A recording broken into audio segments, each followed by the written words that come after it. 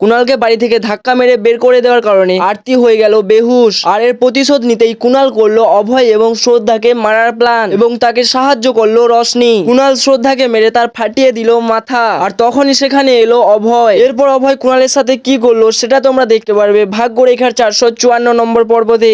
আর দেরি কিসে, চলো বেশি বকর বকর না করে আজকের ভিডিওটি শুরু করা যাক। কিন্তু তার আগে অবশ্যই ভিডিওটিকে একটি লাইক করে চ্যানেলটিকে সাবস্ক্রাইব করে নিও এরকম সবার আগে আপডেট পেতে। আরতির বাড়ি অনুষ্ঠানে কুণাল এসে খারাপ ব্যবহার করলে তাকে অভয় এবং বরুণ ঘাড় ধাক্কা দিয়ে বাড়ি থেকে বের করে দেয়। আর সেটা দেখে তখনই বেহুশ হয়ে যায় আরতি। আর তখনই শ্রদ্ধা চলে যায় ডাক্তারকে ডেকে আনতে। অন্যদিকে আরতিকে দেখে বাড়ির সবাই টেনশনে পড়ে যায়। ডাক্তার এসে আরতিকে ওষুধ দিলে আরতি সুস্থ হয়ে ওঠে। যখন আরতি সুস্থ হয়ে বাড়ি থেকে বেরিয়ে আসে তখন শ্রদ্ধা তাকে জড়িয়ে ধরতে গেলে আরতি তাকে দূরে সরিয়ে দেয় এবং তাকে কুণালকে অপমান করার জন্য অনেক কিছু বলতে থাকে। অন্যদিকে অভয় এটা সহ্য করতে না পেরে সে তার বোনকে বলে যে ও যা করেছে সব তো তোর ভালোর জন্যই করেছে, কারণ ও আমাদের বাড়িতে এসে যে খারাপ ব্যবহারগুলো করেছে সেগুলো তো মানার মতো নয়। এবং কুণাল তার অপমানের প্রতিশোধ নেওয়ার জন্য সে রশনির সঙ্গে প্ল্যান করতে থাকে শ্রদ্ধা এবং অভয়কে মারার। এতে রশনি তার সঙ্গ দেয়। আর প্ল্যান অনুযায়ী পরের দিন রশনি সমস্ত বাড়ির লোককে ডেকে বলে আমরা আজ সবাই মন্দিরে যাব আরতির জন্য পুজো দিতে। অমনিতেও আরতি একটু অসুস্থ ছিল যার কারণে বাড়ির সবাই যেতে রাজি হয়। কিন্তু তখনই আরতি বলে ওঠে যদি শ্রদ্ধা ভাবি আমাদের সঙ্গে যায় তবে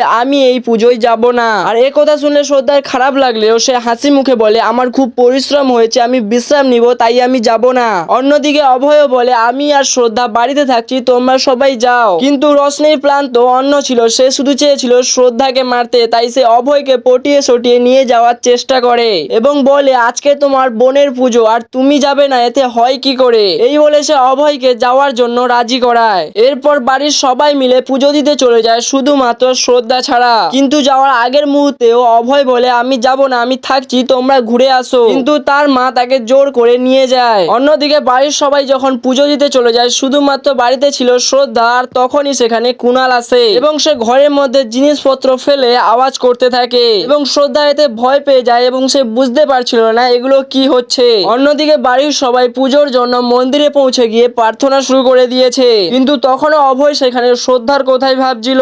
আর মনে হচ্ছিল রশনি যেন কোনো একটা প্ল্যান করেছে, এর জন্য সে প্রার্থনার মাঝেই সেখান থেকে বাড়ি চলে আসে। কিন্তু সে যতক্ষণে বাড়ি এসেছিল তার আগেই কুণাল শ্রদ্ধার ওপর হামলা করে দিয়েছিল। কুণাল শ্রদ্ধাকে মেরে তার হাতে পায়ে দড়ি বেঁধে তাকে কিচেন রুমে ফেলে রাখে। অন্যদিকে অভয় বাড়িতে এসে সারা বাড়ি তল্লাশি করেও সে শ্রদ্ধাকে খুঁজে পায় না। শেষ পর্যন্ত সে যখন কিচেন রুমের দিকে যায় তখন সে শ্রদ্ধার অবস্থা দেখে করুণ হয়ে পড়ে। অভয় কান্না করতে করতে শ্রদ্ধাকে জিজ্ঞাসা করে তোমার এমন অবস্থায় কে করেছে।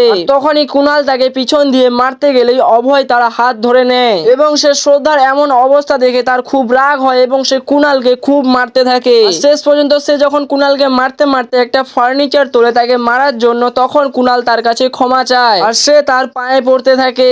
এতে অভয় তাকে ছেড়ে দেয় এবং সে শ্রদ্ধার কাছে আসে। আর যখন সে কাঁদতে কাঁদতে শ্রদ্ধার হাতে পায়ে দড়ি খুলতেছিল ঠিক তখনই কুণাল একটা বড় লাঠি নিয়ে এসে অভয়ের ওপর আঘাত করে এবং শ্রদ্ধা এবং অভয় দুই দিকে ছিটকে পড়ে। আর এরপর যেটা হয়েছিল সেটা তোমরা দেখতে পারবে ভাগ্যরেখা 455 নম্বর পর্বতে, যা আমি তোমাদের পরের ভিডিওতে বলতে চলেছি। তো অবশ্যই ভিডিওটি একটি লাইক করে চ্যানেলটিকে সাবস্ক্রাইব করে নাও পরের ভিডিওটি দেখার জন্য। আর একটি সুন্দর কমেন্ট করে দিও যাতে আমি পরের ভিডিওটি খুব তাড়াতাড়ি নিয়ে আসতে পারি। তো দেখা হচ্ছে পরের ভিডিওতে, বাই বাই।